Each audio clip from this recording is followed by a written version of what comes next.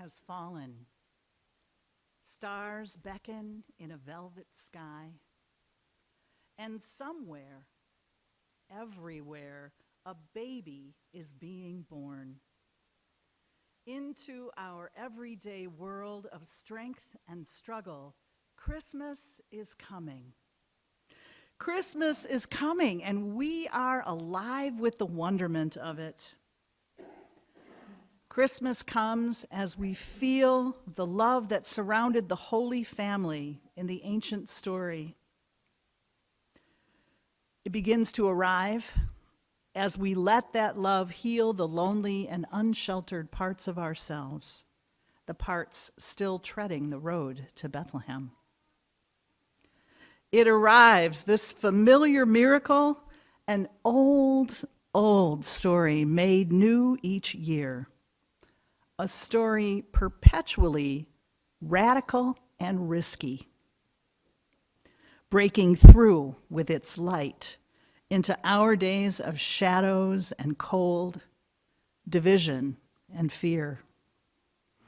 And suddenly, when the light breaks through, we remember that Christmas comes not simply to comfort us, but to awaken us, to stir us up, to remind us that peace, justice, and courageous love are struggling to be born, and we are the midwives. Let us follow the light of the star that shines in the velvet sky. Let us follow it toward the infinite possibilities of this night. Let us listen for the birth cry of the surprising good that is being born into our strange and wondrous universe. Come, friends, let us worship together. Come, let us celebrate.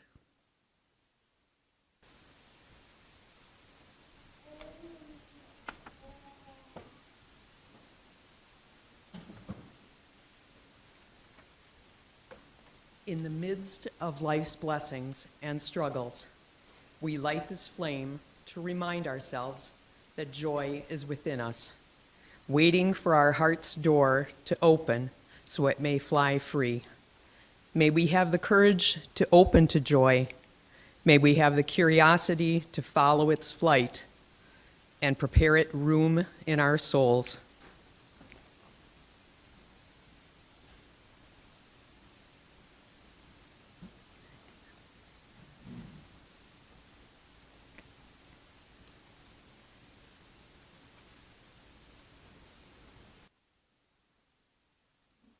Good evening. Welcome to Unitarian Universalist Church West. In this space made sacred by our gathering this evening, we pause for celebration and silence, wondering and worshiping. I'm Reverend Suzelle Lynch, co-minister of this lovely congregation, and the pronouns that I use are she and hers. And I'm Reverend Denise Cawley, co-minister, and it's my pleasure to welcome you too. Our congregation of children, and I'm so happy to hear babies tonight, youth and adults, is diverse in identity and beliefs, and we're glad you're here. If you are visiting for the first time tonight and you would like more information about the church, we encourage you to fill out the welcome form in your order of service, that yellow sheet, and drop it in the offering basket. You can also send a quick message to visitor@uucw.org, and we'll be in touch with you in the new year. We want to extend a very special welcome to all of you who are with us online this evening. COVID-19 is still very much with us, and we appreciate the precautions that our members and friends are taking to stay as safe as possible.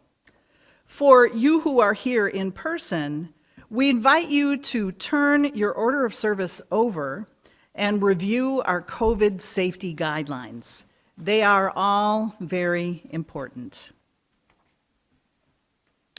When you came in tonight, we hope that you silenced your cell phone, and we also hope that you were given Well, actually, I don't think you were given an electric candle yet. You're going to be given one on your way out of service because the service doesn't end right here. It ends outside later on. So you'll get an electric candle and we'll light at the end. In addition, we want to make sure you know that whether you're a child or an adult, you're very welcome to stay in here and enjoy the service. And if you're a kid or an adult who feels restless, you can ask your adults to take you to the community room if you can't get there yourself. And the service plays on a big TV out there. In fact, if you are an adult and feel restless, you too can watch it on the big TV out there. And actually, even kids who can get there on their own need to be with their adults. Oh, good point. Yeah, yeah. So Reverend Denise and I also want you to know that we know that many of you join us tonight with heavy hearts. Some of you have had to cancel plans because of the upsurge in COVID, and some are facing holidays feeling divided because your loved ones are against getting vaccinated. The holidays are always complex, we know, and we want you to know that we hold your complexities in our hearts and in our prayers. And please know that you're not alone. In fact, you're surrounded by people who are facing the same issues. This community is here for you, and we encourage you to strengthen your ties here throughout the year because it can make such a positive difference to have a loving, supportive community that's there for you in times of joy and in times of struggle. And so, once again, we say to you, it is, welcome. Welcome! And it's a great pleasure to be here with you tonight.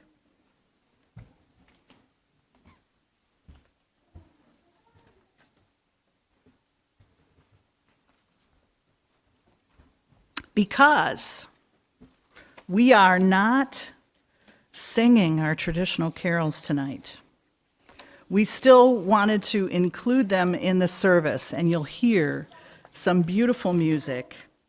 But we also have a responsive carol, the first Noel.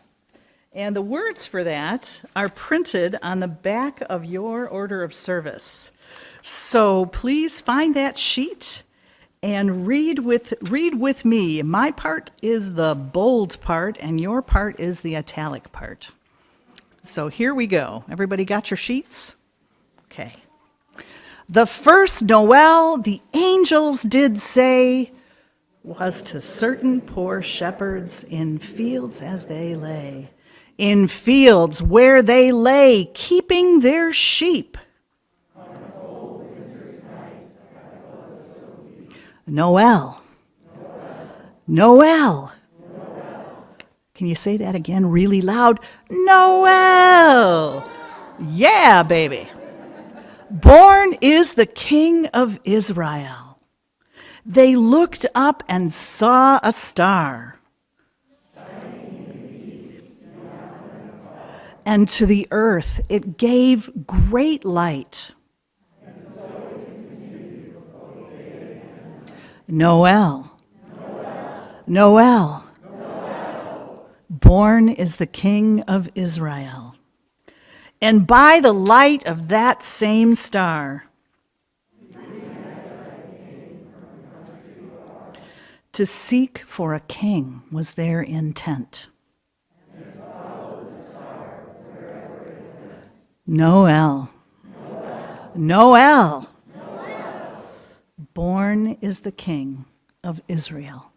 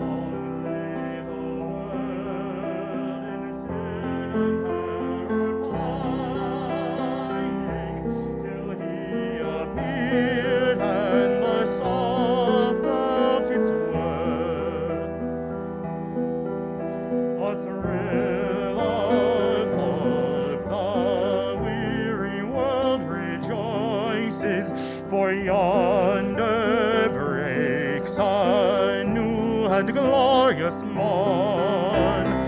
Fall on your knees, oh, hear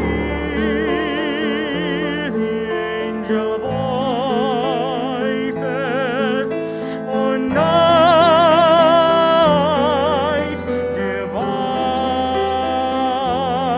oh, night when Christ was born. Oh, night divine, oh, night divine.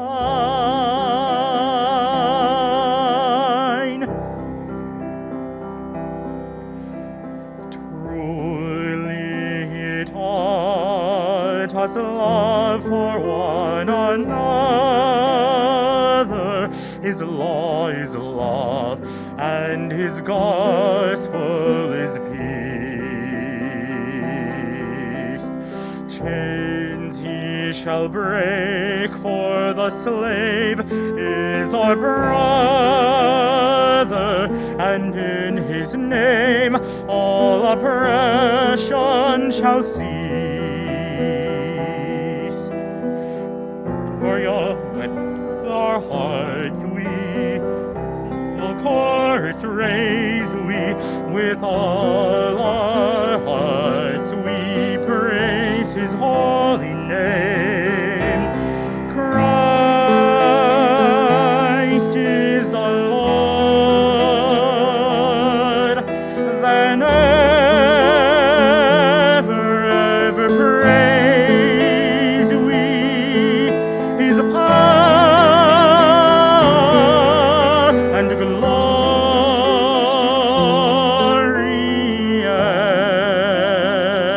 evermore proclaim his power and glory evermore proclaim.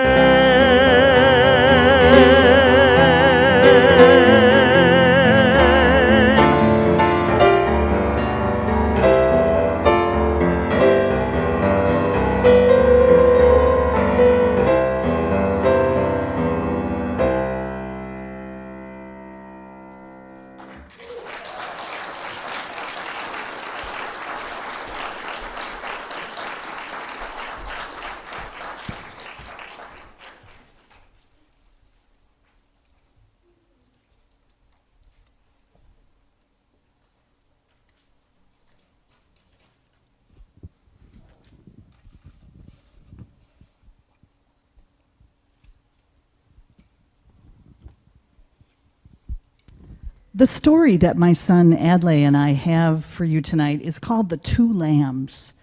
It's an Arab folk tale that's special to me. Some of you may have heard it here before on a Christmas Eve. My Aunt Mary gave me this story in a book of folk tales in 1966 when I was a little girl. So let us begin. In the long, long ago, on the far hills of Judea, there were pastured many flocks of sheep. Among them were two late-born lambs. They followed their ewes for the best grazing, but they huddled close to their shepherds to listen, to satisfy their curiosity about many things. Now among the shepherds there was an ancient one, well-versed in prophecy and lore. And as the days waxed colder, he began to speak of a great expectancy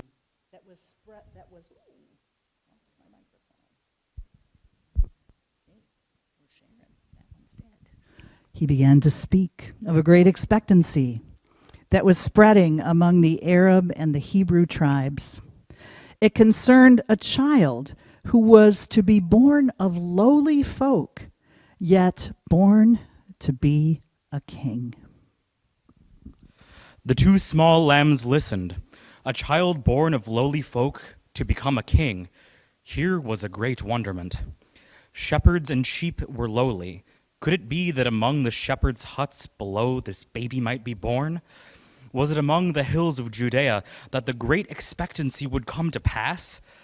The Ancient One reminded all who listened that with all great prophecies there comes always some sign of when and where the happening might come. But much time passed, and nothing happened. The small lambs grew overeager and troubled.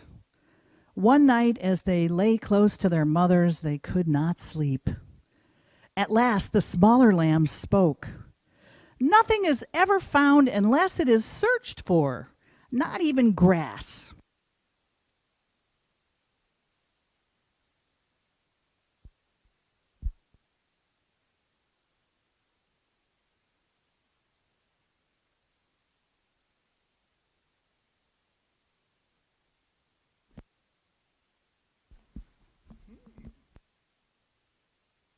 We have dead. Ooh, that one's working.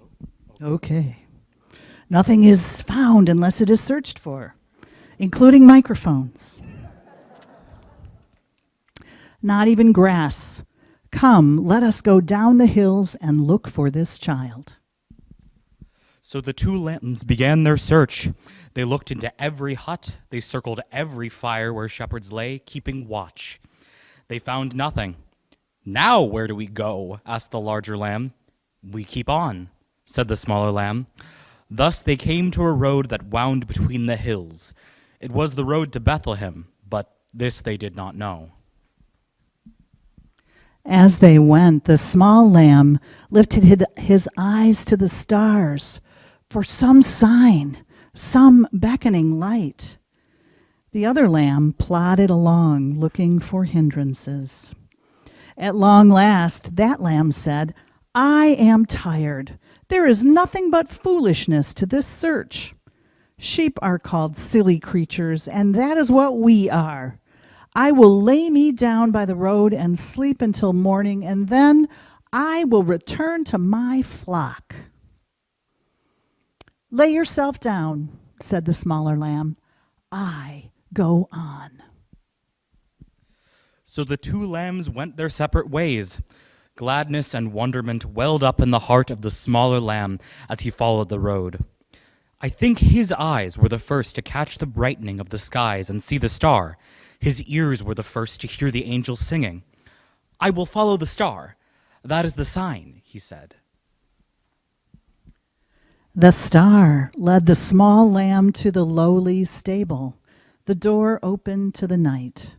From inside shone radiance, and he could hear the lowing of cattle, the stamping of donkeys' feet. He entered, and inside he found the baby, with his mother crooning over him. The lamb knelt and nuzzled the tiny hands. He said softly to the shining child, "You will remember, and I will remember, that a small lamb was the first to find you." Then he departed into the night to tell all who would listen and understand. We hope you will take the wisdom of this story into your hearts tonight. Sometimes we must go on until we find our star.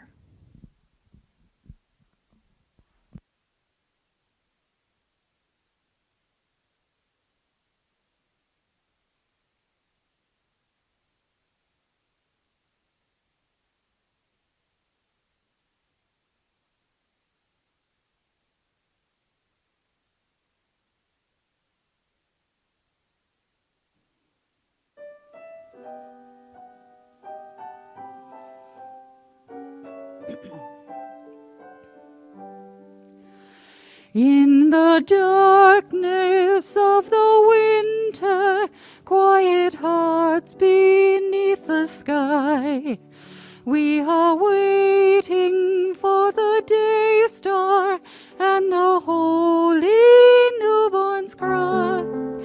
Friends and family here have gathered here from near and far, sharing hearts and hands and laughter in the soft light of the star.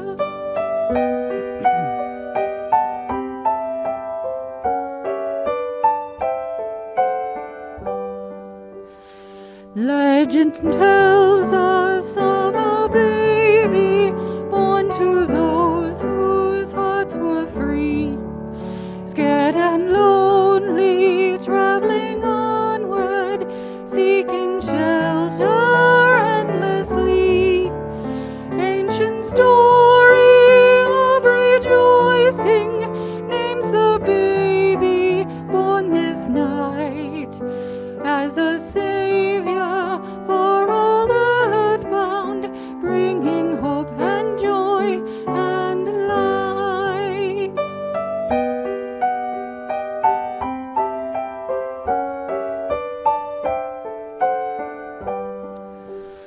But who is this holy baby?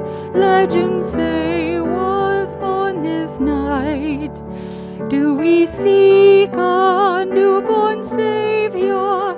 Could a child bring so much light?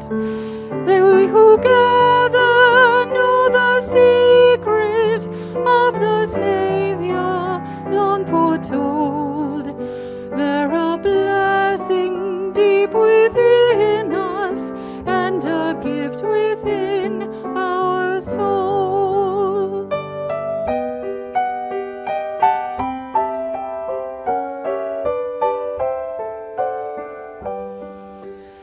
Every night a child is born, we know the spark of holiness. Every person has within them hope and love and tenderness. In the darkness of the winter, joyful hearts beneath the sky, we proclaim the hope and power in every newborn's cry.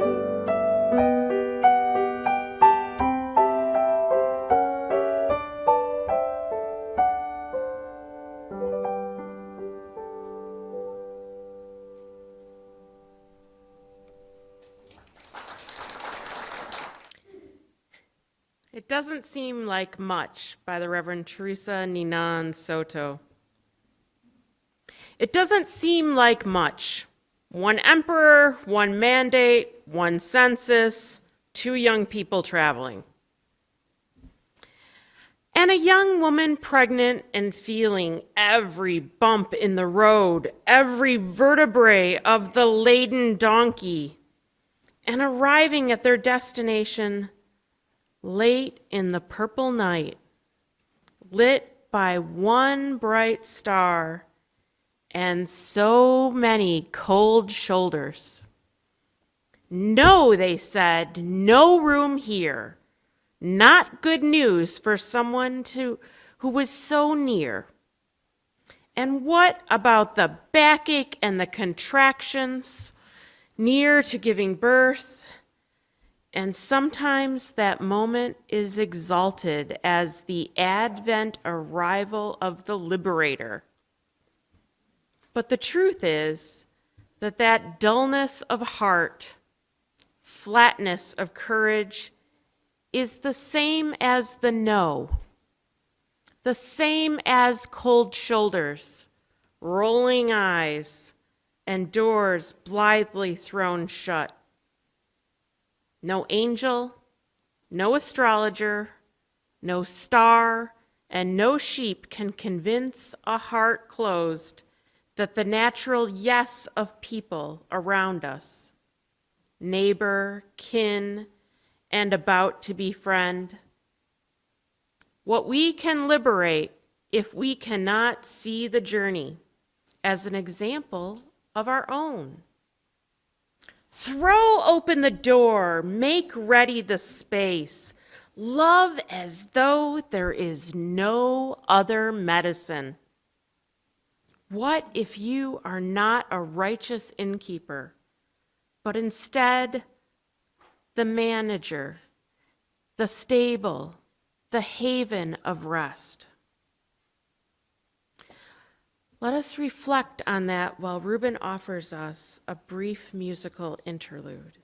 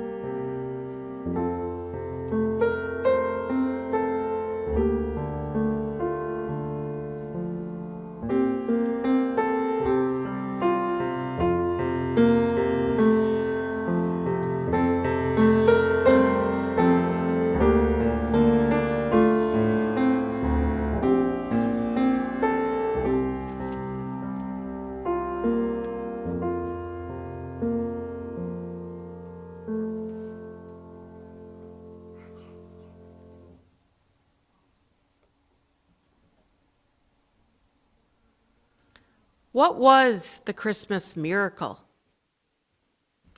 Since childhood, I have been taught about this Christmas miracle. The whole concept of miracles seemed magical, and I wanted to learn more. I was really looking for a detailed miracle document, a full account of modern-day miracles. I really wanted my Catholic grade school to pass it out, teach me, and I was looking for like a formal list, maybe on a bookmark I could carry around. In Sister Petronilla's second grade class at St. Genevieve School, the term virgin birth was something I had no concept of. The word virgin didn't always mean untouched. In fact, once upon a time, it was used specifically to describe a free woman, independent, autonomous, and untied, her own sovereign. Now today, if my 15-year-old son or his friends use the word virgin, I lecture them on body autonomy and consent. Now, as a kid, and even now, my cousins didn't all have wedded parents, thus my understanding of what was so miraculous about people having a baby who were not married confused my 8-year-old mind. I was far more focused on what it felt like to sleep on straw. That sounded really uncomfortable. My mother would reverently set up a nativity in the dining room each year, and I spent the holiday season rearranging it like a dollhouse. I acted out the story with the sculptures, and while playing with the sheep, the donkeys, and the goats, I pondered if Jesus smelled bad sleeping with so many animals and using that used hay from the manger. In 5th grade, I was required by Sister Assumption to memorize chapter 2 of Luke that we often hear at services like this. I knew a census was counting all the people in the whole world, and I hadn't given much thought to that until I had high school theology class, where I learned how biblical stories were not historically accurate. Jesus wasn't born in December. He wasn't born in Bethlehem.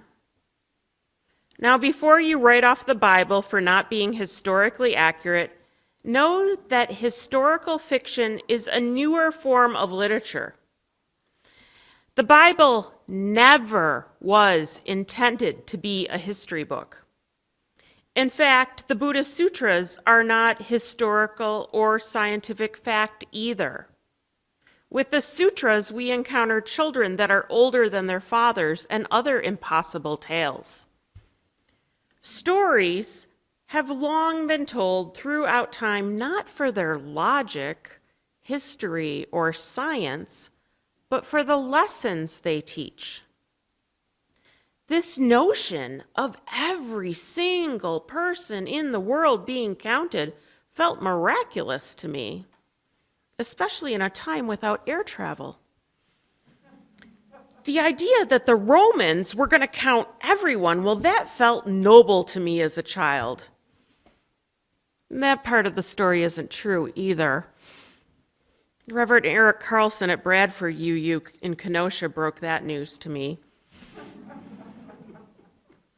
The author of Luke wanted us to know about the miracle of this man's birth. The Roman Empire did have a census in the year 6 of the Common Era. The census had nothing to do with Galilee, where Jesus was from. The Romans did keep great documentation, especially around taxation. Now, the author, Reza Aslan, explains, everyone hearing this story for centuries knew it didn't happen. That wasn't the point. The early Christian community, who were only a generation or two removed from the events that the author of Luke is talking about, knew that the census never happened. that under Roman law, no one had to go to the place of their father's birth to be counted. If you, like me, are sitting here thinking the census wasn't to count everyone, no, it was not. There were no Motel 6s that were sold out on Priceline. The Roman Empire did not have all the peasants and slaves stop working and go travel for days in order to be counted. Can you imagine that, really? Considering this, it occurred to me that the Roman Empire had as much interest in counting everyone in the census as the last administration had in counting everyone in 2020, in that American census. See, we are just now hearing about the 2020 census these past couple months, and we know that it mostly did not count Black communities across the United States. It didn't count most of our people of color. It undercounted those who are LGBT, and it didn't count most poor people. See how history repeats itself?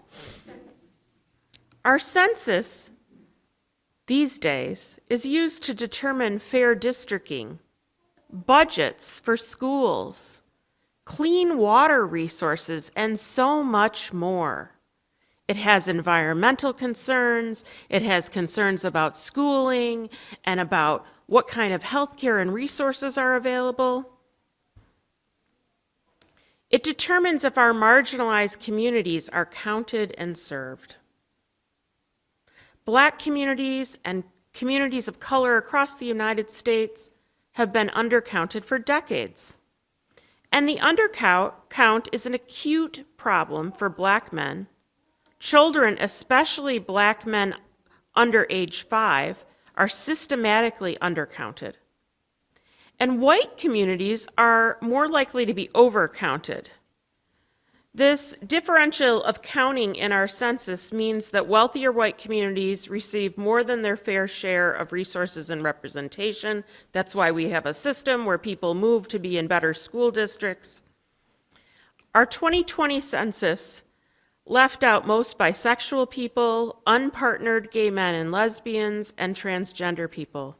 Or in other words, the vast majority of our LGBTQ community, many of whom are our fellow congregants here.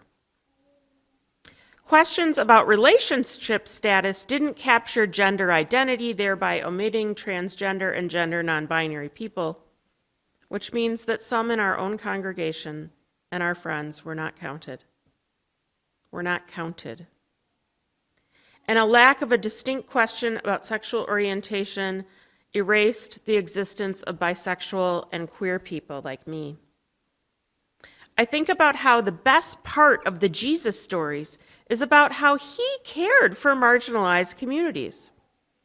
His birth was a gift because he healed the sick, he fed the poor, he loved the sinner, and he called out the leaders in government, and he took attention and brought unfair policies to the notice of all. Those were and will remain really valuable stories worthy of telling. Consider the rise and fall of the Roman Empire. As I look around at Black Lives Matter and the environmental catastrophe, the Me Too movement, the constant immigration crises we are seeing, the more I look, the more I wonder if we're in the apocalypse right now. Are we about to lose all of our democracies? And the way these districts are still not being fairly drawn, and voting might not matter at all if this continues? Are we living in one of the most advanced civilizations with so many problems centered around greed? And we, like the Romans, are not undertaking an accurate census. Are we counting those who Jesus assisted? Well, I tell you what, tonight more than ever, we need a miracle. Now, on Christmas Eve in 2006, I sat in a candlelit sanctuary of a Unitarian Universalist church on this earth holding my newborn baby. And I realized then that the Christmas story was all about me and my baby, along with every child here and every child born is a Christmas miracle because they are all hope for the future that we need. As UU minister and author Reverend Lynn Ungar says, I suspect that the abiding appeal of miracles has less to do with proof of divine powers given to a particular individual, such as Moses or Jesus, than with the prospect that the divine continues to show itself in our time and place. That however alienated or alienating the world may be, we're still deeply loved and noticed, even to the point of natural laws being pushed aside for our benefit. That night in 2006, I looked around the sanctuary. I looked around at our wise elders sharing their wisdom, the ones who had regaled me about stories of protests from before I was born and taught me to bring snacks and extra large banners, to wear our Golden Side with Love t-shirts, which are also available in the UUCW logo merch shop on our website. They taught me to bring all those supplies and identify ourselves as Unitarian Universalists to the marches because we are a miracle for someone else that needs it. In the flickering candlelight of that evening in 2006, I saw the youth giggling with old friends from college, the trees twinkling with decorations people had voluntarily put up. The sanctuary sparkled with a love between couples old and new, feeling that holiday magic. Old friends and new guests laughed and smiled. Children ran up to see my baby and asked when he was born and what his name was. I listened to the minister read in Luke about this child being the light of the world. And then I realized, like I do every year, we, friends, are the miracle. Unitarian Universalism holds this love that is greater than us. We are a movement aiming to bring peace through pantheistic beliefs and acting on our faith, acting in justice. We are at a crossroads. We can choose to try to go everything alone, or we can choose to be in a faith movement of creating more love, more peace by action. Or we can sit on social media writing blogs and unfriending one another from the couch. Our Unitarian and Universalist ancestors,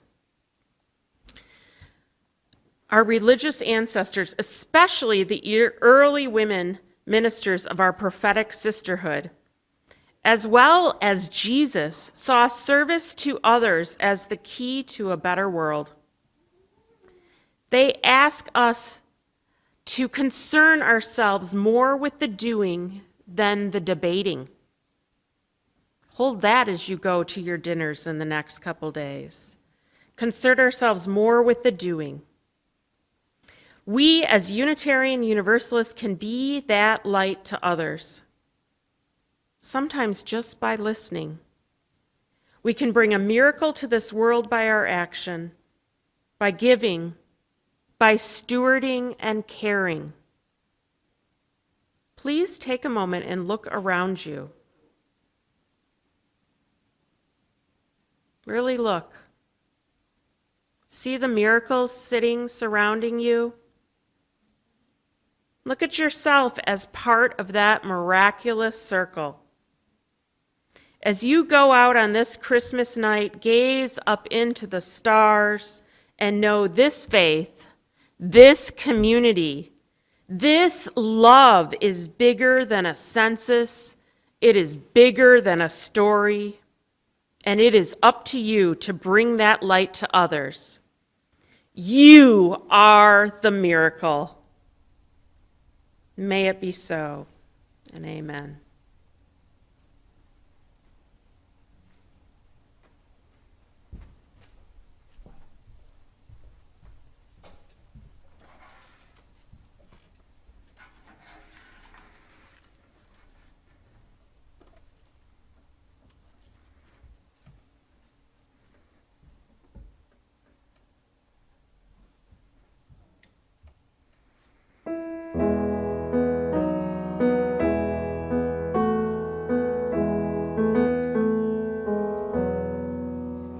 When blossoms flowered mid the snows upon a winter night, was born the child, the Christmas rose, the King of love and light. The angels sang, the shepherds sang, the grateful earth rejoiced. And at his blessed birth the stars their exultation voiced. Venite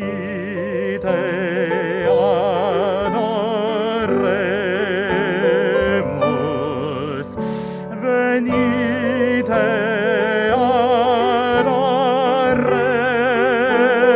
adoremus, venite adoremus,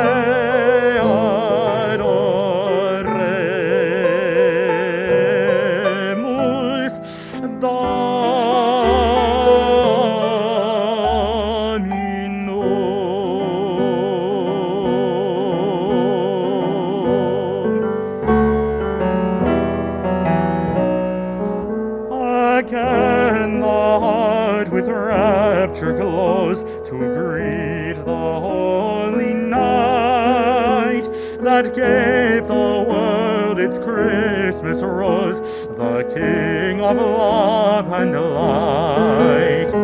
Let every voice acclaim his name, the grateful chorus swell. From paradise to earth he came, that we with him might dwell.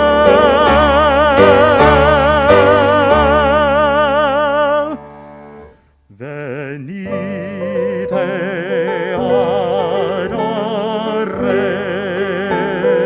adoremus, venite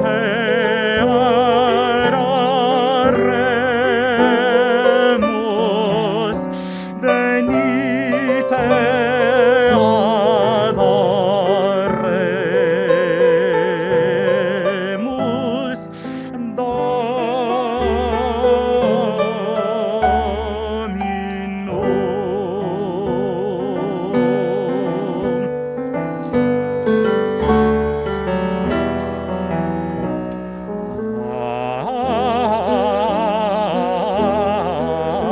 Oh, come, let us adore him. Adore him, Christ the Lord. Oh, come. Oh,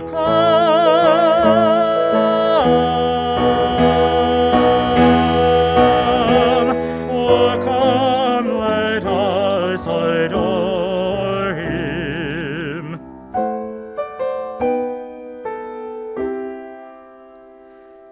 Let us adore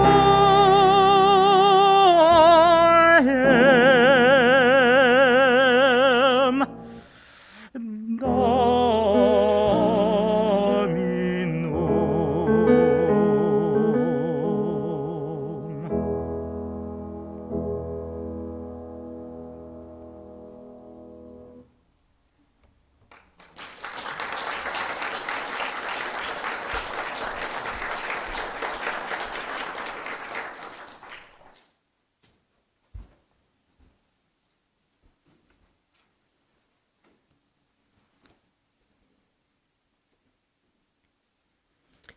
It is our tradition that the offering received on Christmas Eve is entirely dedicated to the Ministers Make a Difference Fund.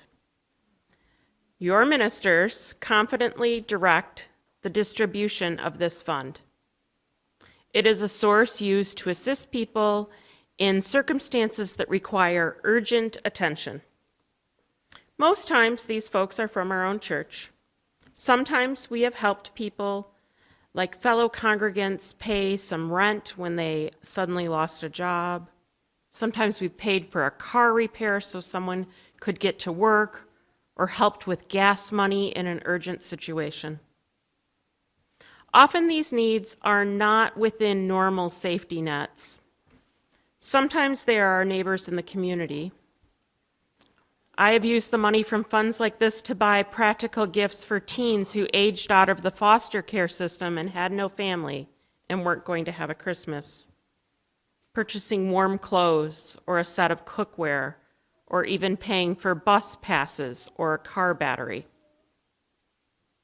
One year, a seminarian I knew going through cancer and family trauma, all on top of the stress of parish internship and chaplaincy and taking a full load of courses, had a medical procedure that they couldn't afford. It wasn't covered, and all of those things made life just seem like all too much. The nearby minister heard about that need and sent a check from the minister's fund to help with that medical procedure. And today they are a healthy ordained minister in our association.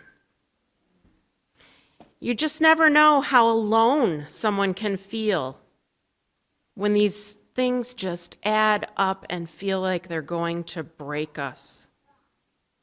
A gift from a fund like this can make all the difference in bolstering their energy and their heart. Think about those stories when you decide if or what you are giving, because together we can save lives with this fund. You can text to give or give cash or a check or use your credit card or log into your Realm account. And there you can select what funds you want money to go to.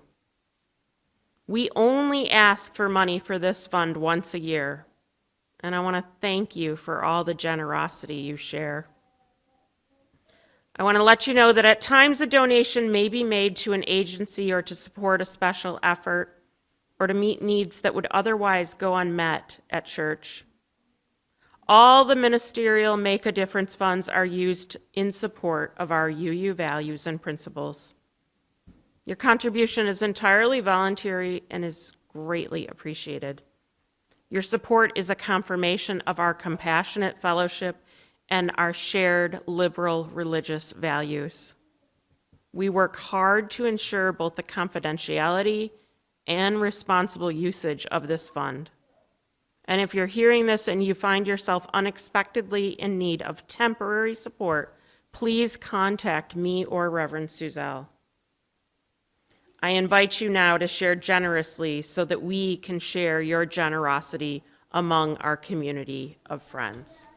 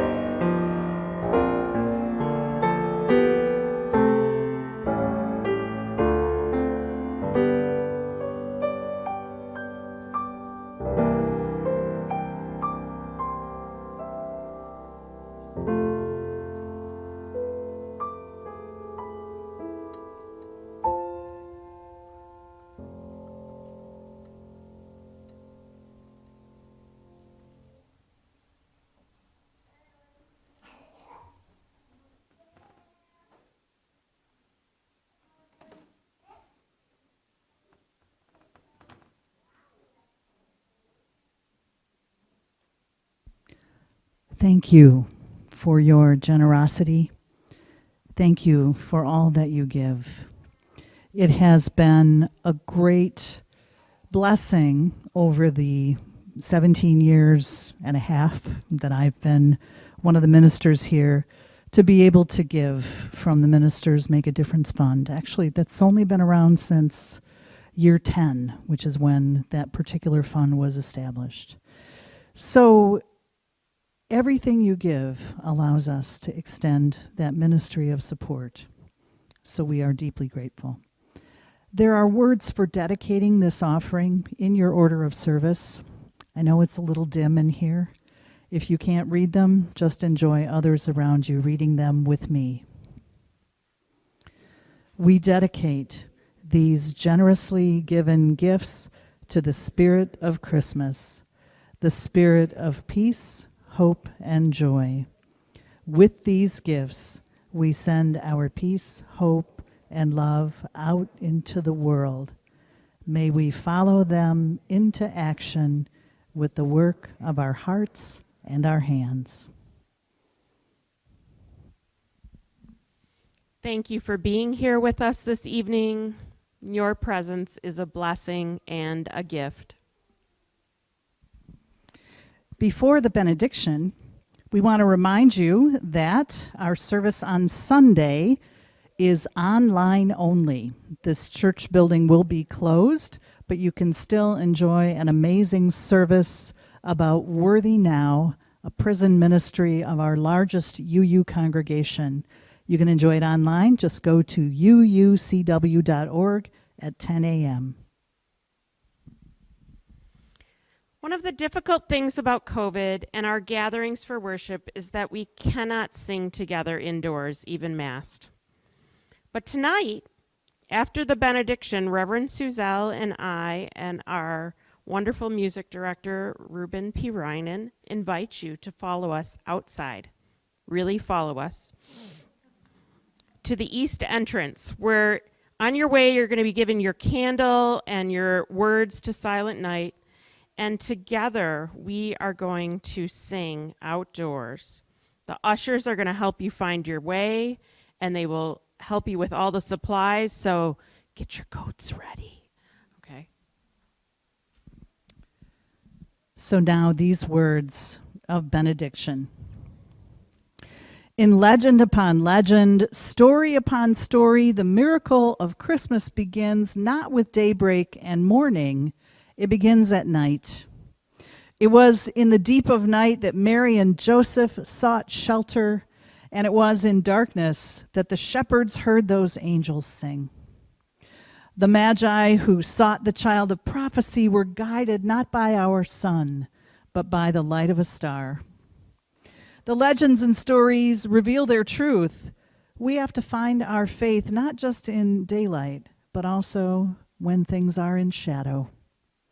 For whatsoever is good or true, lovely or wonderful does not wait for a perfect world into which it can be born. The miracle is that it is born right here in this broken, painful, and flawed world. The miracle is that it's born here and we get to share it. May we go forth now to share the goodness, joy, love, and mercy far and wide.